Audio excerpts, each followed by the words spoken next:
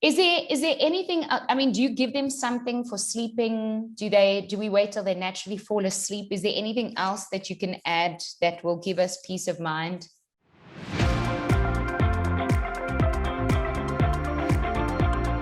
Maria Uys, a South African young woman from Richards Bay, packs up and travels the world, does an MBA in Spain, what a life, and is a corporate management consultant for very big corporations and works in top management as a corporate giant for many years. Maria has twins, and she is experiencing everything that every twin mom who's pregnant will be experiencing. What's the easiest thing about having twins? They can keep each other company. What's the hardest thing? Because it's 9 o'clock at night. I am in gym clothes because I had to feed the girls first, go for a 5K run, came back, put them into bed sweaty. And I have to do this before one of them wakes up. That's why I didn't have a shower, because I don't know if it will calm them or wake them up. What's the hardest thing about being a twin mom? You can't help both at the same time.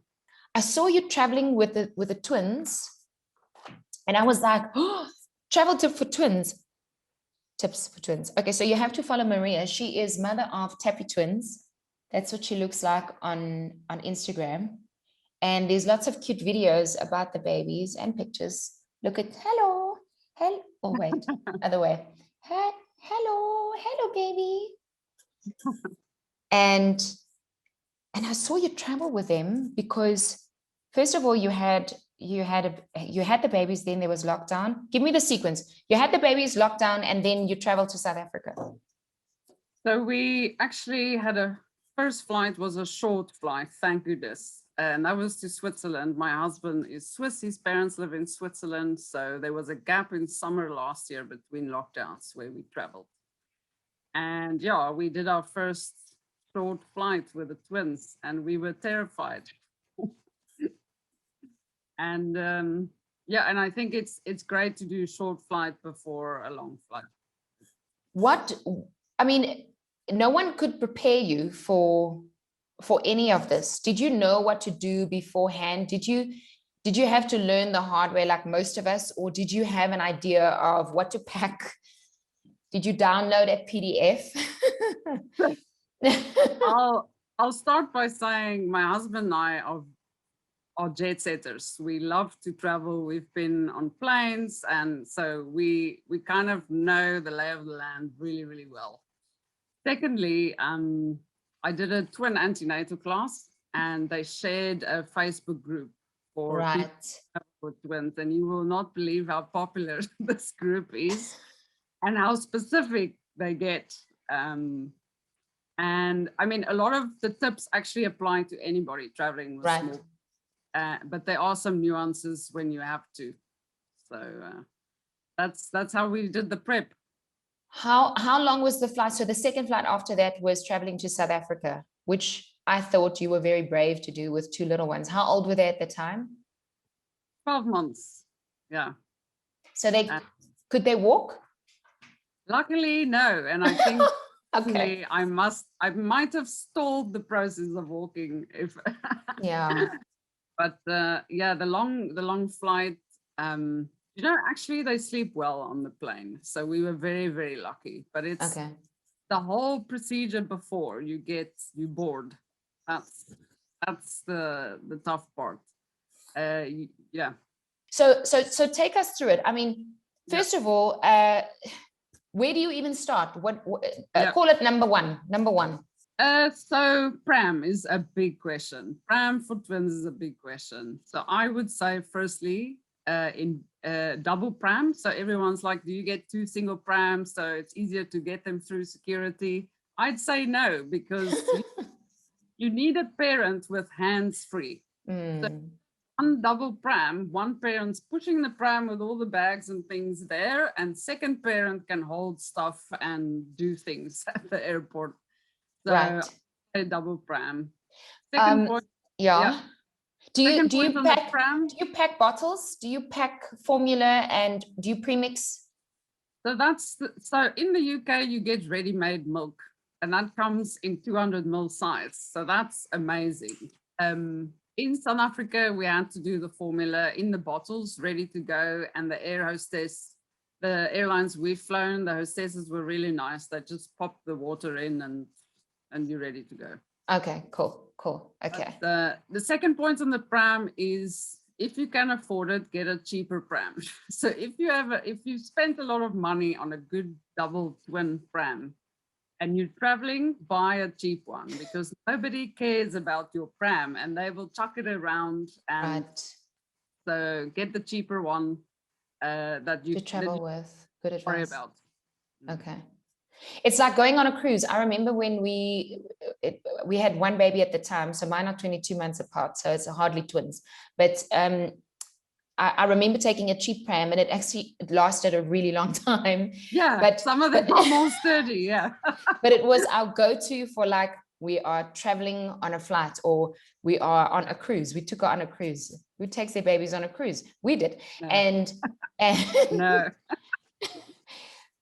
Yeah, I can write books about that too. Okay, anyway. Wow. Right. What else do you have for us? So let's go with short flights. So what I found with short flight is, if you can book your short flight over a nap time, brilliant. And this is for babies under 12 months. Obviously over 12 months, the naps are a bit different, but if you can over a nap time, great. Obviously most of the long haul flights are overnight, so that's nap time done. I wanted to say about the flight seats. Where you sit on the plane is very important, because remember, with twins, you have the two guardians or parents, and each have a baby. You don't have, in the cases of single babies, where you have two parents and one baby, the ratio is so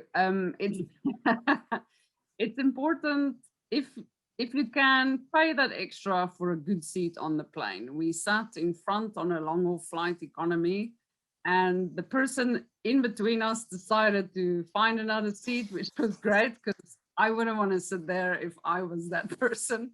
So mum and dad on the aisles, nobody in the middle, and babies on the bassinets. I spend the money, get the front row seat, get those bassinets. Where you sit will make such a difference. But those bassinets they've got a weight limit. I remember my babies under the age of 12 months, they were already 13 kilograms.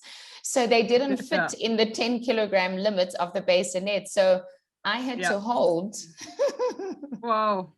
Yeah. So British Airways, and I'm not here to them, they're not giving me any money for this. British Airways has a bassinet and a seat for older babies. Okay.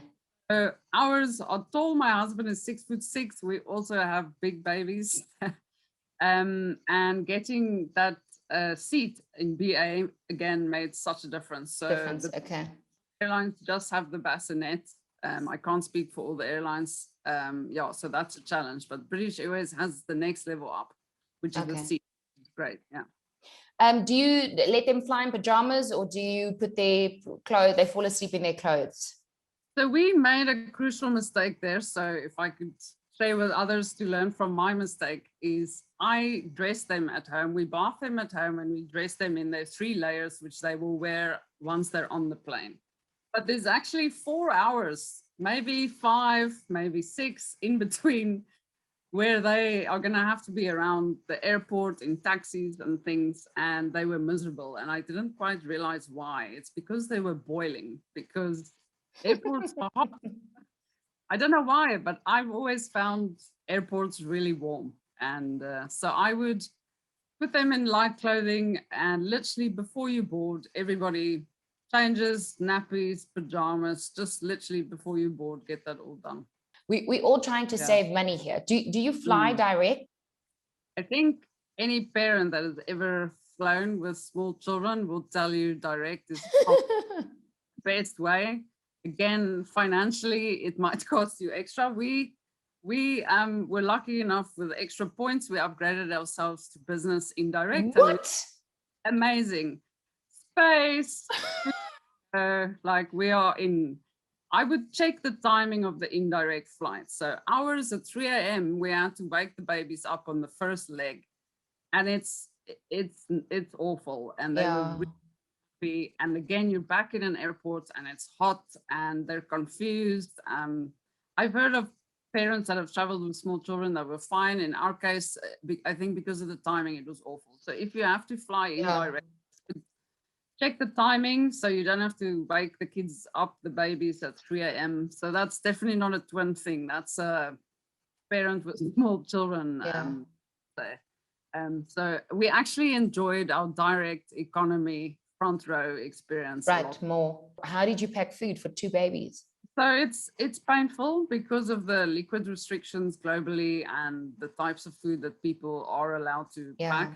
I would say split anything that might look a bit liquidy, like a puree, into little bags. Yes, you have to put them in those airplane little zip, and food and snacks separate. I would say I think you're not allowed to travel with fresh food through other countries and things. So just the laws of those countries. But the best advice that helped us and that gets you through security a lot quicker is to separate your pouches, your liquidy type things, put them in those bags, make sure that they're in the bag. I think because if it's formula, 200 mils is allowed. If you're over the 100 mils per item, formula, fine. What people are also doing is they're ordering the food at the airport. So when they arrive, they go to a chemist or a food shop and they go and pick up their delivery. Medicine on the flight. Do you take anything with you? What did you pack?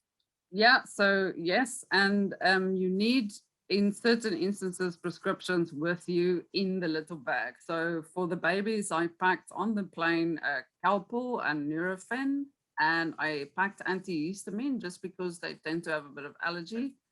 And what else? I think those were the 3 kind of main things, but antihistamine was prescription. So at security, they took it, and we had to go to the pharmacy and go through quite a process to get some antihistamine again. But so do not forget the prescription. If it's a meds, make sure you have the copy there with you. So what about mom and dad? I mean, is there anything that you can tell us about what we need to do? Yeah.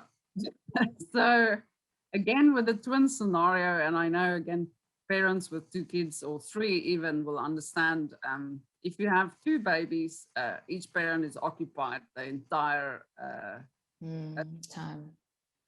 So I would say when you're changing the babies into PJs, etc., you also go to the loo, because it is very difficult to go to the loo on a plane if you have 2 babies with 2 in cases where you have no choice. So there was a scenario where my husband was asleep and our other twin was asleep, and the baby and I were up, and I had to go to the loo. I took her with. I mean, it really is. I'm sure lots of twin parents will relate. In some of the bathrooms on BA, again, they had the area, what do you call those things that flap open? Where you like a nappy changer, yeah. Yeah, so I would put her there and hold her. Yeah, so that's the challenge. So yeah. Is there anything, I mean, do you give them something for sleeping? Do we wait till they naturally fall asleep? Is there anything else that you can add that will give us peace of mind? I want to add a very important point on the slings, actually, now that you spoke about slings. Yeah. We were stuck with this. So again, when you have luggage and 2 babies and no pram on the plane, it is quite difficult to carry everything at the same time. So every single time take slings on the plane, because the double prams are not the type of prams that airlines like to have ready when you depart. When you have arrived at your destination and you exit the door and everybody else's pram is there except your massive double one. So I guess that's the one con of the double pram versus the 2 singles. But take the slings, because it's a long route from the airplane through immigration, if you're traveling international, through getting your bags, because you only get it once you have your suitcase. So carry those slings with you. Having traveled during COVID with 2 children on an international flight, is there anything you want to add? God forbid that, you know, all these restrictions come back. We already can't travel as it is at this moment. Yeah. What would your advice be to parents who are traveling within restrictions? I mean, we can't even our passports are only open now. You know, we don't have them. We couldn't have them renewed or anything. No. Well, we had our flights cancelled 3 times. So be prepared for flights that are cancelled, and make sure when you book, you know, those refund policies are in place. But a tip for flying during COVID is have a lot of muslins on you, because you don't want the kids to sleep directly on, you know, pillows on the plane and things, right, and whatever. So make sure you have your clean muslins there, the big ones, so that they can lie on them. Right. And your spray. So I found the hand sanitizer, but the spray version is really good, and you spray everything for COVID. But you don't want sick babies on a plane, and our one twin is very susceptible to bit of a weak immune system, so it's very susceptible to picking up things. So have the spray ready, wipe everything, and have those big muslins ready so they don't lie directly on pillows and wherever you and seats. The other thing that Maria and I also discussed previously was you now find a USB connector nebulizers. So if you need to neb a child, you now find ones that you can actually plug into either on a flight, or you can charge them at home and then travel with it. So perhaps that's something that you want to just keep, just in case you need to give someone a nice saline neb, or I don't know what you are on, Dulin or the Palmy-Court, whatever they give us to. This has been amazing. You can follow Maria, mother of Tappy twins. That's how you find Maria. Yep. Yeah. Maria, it has been a pleasure. Thank you.